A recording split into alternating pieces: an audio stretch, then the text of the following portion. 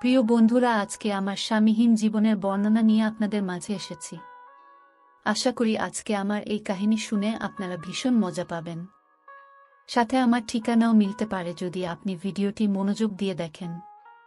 আমি সিজা, দেখতে ফর্সা ও স্লিম টাইপের। আমার দেশের বাড়ি উত্তরা। স্বামী সংসার কিছুই বর্তমানে নাই আমার। দেশের বাইরে যাওয়ার স্বপ্ন বুনেছি, কিন্তু কেমনে যাব? কোন দেশে যাব তাই নিয়ে চিন্তিত আছি। হঠাৎ অফিসের কাজে আমি বাসে করে মতিঝিলে যাচ্ছিলাম। সেই বাসের ওয়ালে একটি বিজ্ঞাপন নজরে পড়ল আমার। সেখানে লেখা আছে, তারা দেশের বাইরে যেতে ইচ্ছুক তারা খুব সহজেই নিম্নোক্ত ঠিকানায় যোগাযোগ করুন। আমি তখন ঠিক বিজ্ঞাপনে দেওয়া ঠিকানায় যোগাযোগ করতে থাকি। ঠিক আমি ঠিকানা মতোই একদিন চলে গেলাম। দেখলাম 10টা বিল্ডিংয়ে একটি সাইনবোর্ড। সিডিতে দিক নির্দেশনা দেওয়া আছে, উপরে উঠতে যেতে হবে। অচেনা এই পরিবেশে কিছুটা ভয় লাগছিল আমাকে। আমি প্রথমে গেলাম এবং লিফটের বাটন চেপে উপরে উঠে গেলাম। তারপর দরজায় নক করতে একজন দরজা খুলে দিল। ভেতরের চোখ পড়তে দেখলাম একজন মোটা লোক চেয়ারে বসে। বিশাল দেহি ওই লোকের চেহারা আমার কেমন জানি ভয় লাগছিল। তবে আমি নিরুপায় হয়ে প্রথমে সালাম দিয়ে বসে রুমে প্রবেশ করলাম। প্রবেশ না করতে আমাকে বসার জন্য অনুরোধ করলেন এবং সেদিন আমাকে তারা অনেক কিছু জিজ্ঞেস করেছিলেন এবং কিছু কাজের অফার দিয়েছিলেন। আমি নিমিষেই রাজি হয়ে গেলাম, কারণ আমার আর এছাড়া দ্বিতীয় কোনো উপায় ছিল না। লোকটি আমাকে 1 সপ্তাহ পর দেখা করতে বলেন। আমি ঠিকমতো সেদিন পৌঁছে গিয়েছিলাম এবং রুমে নক দিলাম। সঙ্গে সঙ্গে দরজা খুলেই লোকটি আমারে হালকা করে হাত ধরে বসিয়ে দিল। আমার সেদিন অনেক কিছু ইচ্ছে ভাব হচ্ছিল, কারণ অনেক দিন থেকে স্বামী না থাকায় আমার চাহিদা মেটাতে এই অবস্থাটা পারফেক্ট মনে হচ্ছে। লোকটি আমারে কিছুক্ষণ পরে রিকশা করে আলাদা একটি ফ্ল্যাটে নিয়ে চলে যায়। তারপর ফ্ল্যাটের উত্তর পাশে দরজা খুলে আমাকে ঢুকিয়ে নিয়ে দরজা ক্লোজ করে দেয়। আমি ভালোই টের পেলাম যে আজ ঘটনা কি হতে চলেছে। তারপর লোকটা আমাকে তার জীবন সম্পর্কে অনেক কিছুই বলতে লাগলো। আমি মনোযোগ দিয়ে তার কথা শুনে কিছুটা ইমোশনাল হয়ে গেলাম। এভাবে কিছুক্ষণ পরে তার প্রতি আমার মায়া কাজ করতে লাগলো।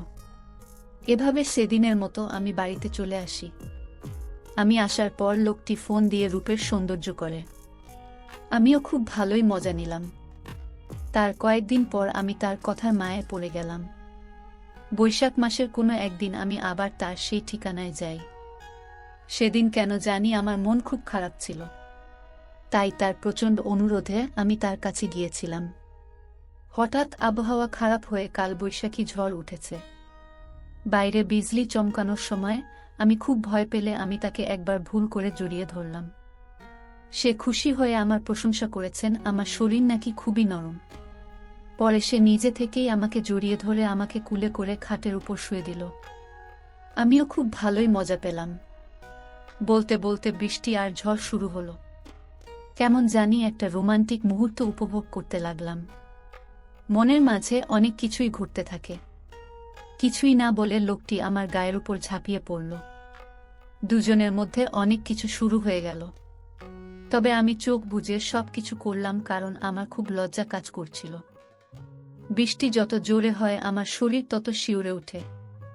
আমি মজা পেয়ে বারবার তাকে জড়িয়ে ধরেছিলাম। আজকে আমার অনেক দিনের শখ পূরণ হতে চলেছে। আমি এমনিতেই এমন একটি মুহূর্তের আশা করছিলাম।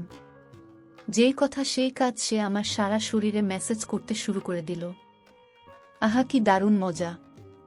কিছুক্ষণ পরে লোকটার ফোনে রিং বাজল। ফোন রিসিভ করে সে বেলকুনিতে চলে যায়। ততক্ষণে ঝড় বৃষ্টি থেমে গেল।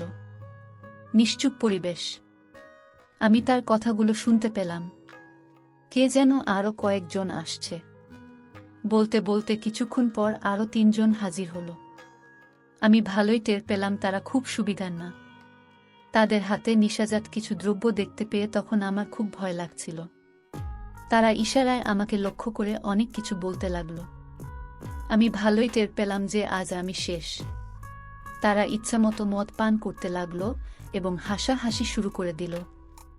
আমি এবার ভীষণভাবে ভয় পেলে তারা আমাকে কাছে ডাকে এবং একজন ভয় করতে নিষেধ করে।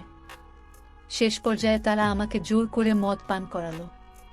তবে এর আগে একদিন আমি বান্ধবীর সাথে মদ পান করেছিলাম। আগের অভিজ্ঞতা থেকে আমি মদ পান করলাম। কিছুক্ষণ পর সবাই মিলে উল্লাস করা শুরু করল এবং আমাকে সবাই মিলে কোলে তুলে নিয়ে খাটে শুয়ে দিয়ে দেহের সব খবর খুলে ফেলল। আমি 4টা পুরুষের সামনে এখন পুরোটাই বিব্রত অবস্থায়। শরীরে কোনো কাপড় নেই আমার। তারা একে একে তাদের কাপড়গুলো খুলতে খুলতে আমার দিকে তাকিয়ে মুচকি মুচকি হাসছিল। আমার ভীষণ ভয় লাগছিল এবং ভয়ে কিছুক্ষণ পর আমি অজ্ঞান হয়ে যাই। প্রায় 1 ঘন্টা পর আমার জ্ঞান ফিরে আসে। তখন আমি টের পাইছি আমার সাথে সবকিছুই ঘটে গেছে। তাদের এক একজনেরটা এক এক রকম। কিছুক্ষণ পরে একজন আমার শরীরে বাঘের মতো ঝাঁপিয়ে পড়ে এবং সে যা করে আমি তাতে অনেক মজা পাই। এভাবে সারা রাত আমার উপরে তাণ্ডব চালিয়েছে। সকালে আমাকে একটি 10 টাকার ব্যাংক চেক ধরিয়ে দেয় এবং প্রতি রাতের জন্য আমাকে 5,000 টাকা অফার করে। কিছুদিন পর আমি এক বান্ধবীকে নিয়ে আসি এবং দুজন মিলে প্রায় 1 বছর আমরা এই কাজ করি। তবে এখন আমরা এগুলো থেকে অবসর নিয়েছি। এখন ঢাকাতে আমার ও বান্ধবীর একটি নিজস্ব ফ্ল্যাট আছে। এভাবে চলছে আমাদের দিনকাল। প্রিয় কলিজার বন্ধুরা, এখন আমরা কি করি তা নিয়ে পরবর্তী ভিডিওতে আপনাদের সামনে তুলে ধরব। সেই সাথে আপনারা চ্যানেলটি সাবস্ক্রাইব করে পাশে থাকুন এবং আমি আমার ঠিকানা পরবর্তী ভিডিওতে দিয়ে দিব। চাইলে আপনিও আমাদের সাথে মজা করে রাত কাটাতে পারেন। ধন্যবাদ সব বন্ধুদের। প্রিয় বন্ধুরা, আজকে আমার স্বামীহীন জীবনের বর্ণনা নিয়ে আপনাদের মাঝে এসেছি। আশা করি আজকে আমার এই কাহিনী শুনে আপনারা ভীষণ মজা পাবেন। সাথে আমার ঠিকানাও মিলতে পারে যদি আপনি ভিডিওটি মনোযোগ দিয়ে দেখেন। আমি সিজা, দেখতে ফর্সা ও স্লিম টাইপের। আমার দেশের বাড়ি উত্তরা। স্বামী সংসার কিছুই বর্তমানে নাই আমার। দেশের বাইরে যাওয়ার স্বপ্ন বুনেছি, কিন্তু কেমনে যাব? কোন দেশে যাব তাই নিয়ে চিন্তিত আছি। হঠাৎ অফিসের কাজে আমি বাসে করে মতিঝিল যাচ্ছিলাম। সেই বাসের ওয়ালে একটি বিজ্ঞাপন নজরে পড়ল আমার। সেখানে লেখা আছে তারা দেশের বাইরে যেতে ইচ্ছুক, তারা খুব সহজেই নিম্নোক্ত ঠিকানায় যোগাযোগ করুন। আমি তখন ঠিক বিজ্ঞাপনে দেওয়া ঠিকানায় যোগাযোগ করতে থাকি।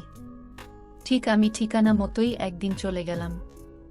দেখলাম 10টানা বিল্ডিংয়ে একটি সাইনবোর্ড। সিডিতে দিক নির্দেশনা দেওয়া আছে, উপরে উঠতে যেতে হবে। অচেনা এই পরিবেশে কিছুটা ভয় লাগছিল আমাকে। আমি প্রথমে গেলাম এবং লিফটের বাটন চেপে উপরে উঠে গেলাম। তারপর দরজায় নক করতে একজন দরজা খুলে দিল। ভেতরের চোখ পড়তে দেখলাম